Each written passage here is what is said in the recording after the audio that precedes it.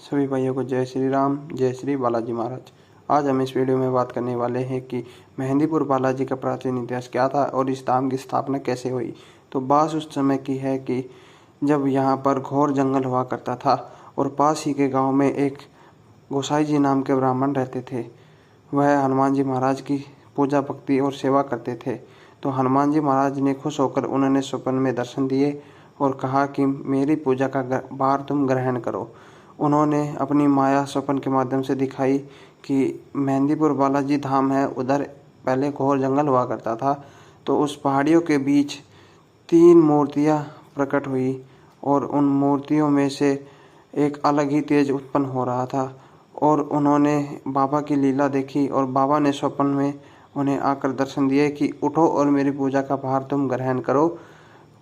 सपने में ही गोसाई जी महाराज उठकर चल दिए और घोर जंगल के अंदर जाकर बाबा की मूर्तियों के सामने जाकर देखा कि हाथी घोड़ों की सेना दूर से आ रही है, हजारों दीपक जलते आ रहे हैं और एक विशाल सेना में जहाँ पर लाखों करोड़ों सेनापति के साथ सेना आ रही है। उस सेना ने बाबा की 3 बार परिक्रमा की और दंडवत प्रणाम किया। सेनापति ने उतरकर बाबा के चरणों में शीश नवाया, फिर वह सेना वापस चली गई। यह देखकर गोसाई जी महाराज चकित रह गए और घबराकर वापस अपने गांव में दौड़कर आ गए। और सोते वक्त यही दृश्य उसकी आंखों के सामने चलता रहा। और फिर बाबा ने स्वप्न में आकर उन्होंने कहा कि तुम मुझसे डरो मत और मेरी पूजा का भार ग्रहण करो।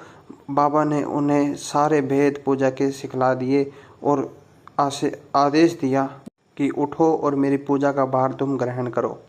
गोसाई जी इसे एक सपना मानकर अगले दिन फिर उठ गए और गांव वालों से इसके बारे में चर्चा की और गांव वालों के साथ उस वन में जाकर देखा तो 3 मूर्तियां प्रकट हो रही हैं और उन मूर्तियों को गांव वालों ने दंडवत प्रणाम किया और एक छोटा सा चबूतरा और एक छोटा मंदिर बाबा के नाम का बनवा दिया और सभी सच्चे मन से बाबा की सेवा करने लगे।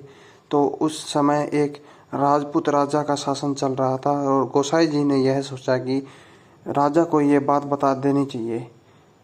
राजा ने आकर देखा कि एक मूर्ति है जिसके आगे सभी प्रेत बाधा व्यक्ति झूमते हैं और उनके ऊपर मार लगती है।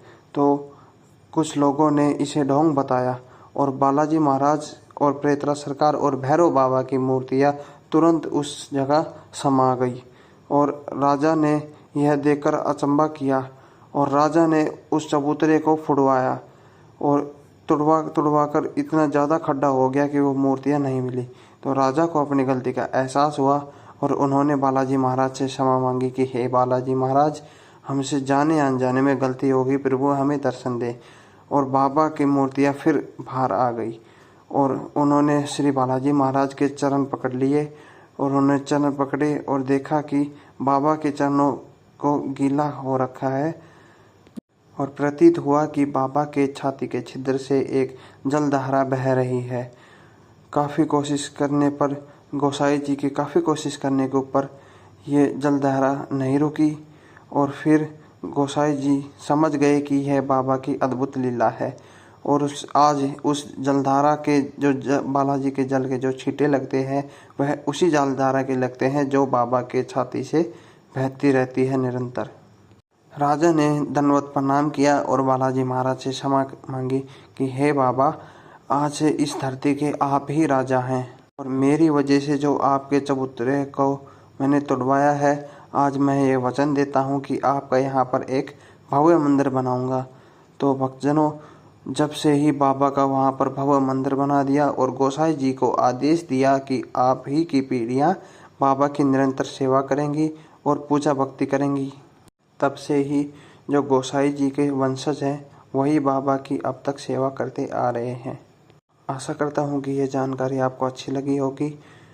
ज़्यादा से ज़्यादा वीडियो को लाइक करें, शेयर करें, सब्सक्राइब करें और कमेंट में ज़रूर बताएं कि आपको हमारी दी गई जानकारी कैसी लगती है। तो जय श्री राम, जय श्री बालाजी महाराज। बालाजी महाराज की कृपा सदा आपके और आपके परिवार पर बनी रहे। मैं ऐसे ही बाबा से मंगल कामना करता हूँ। जय श्री राम।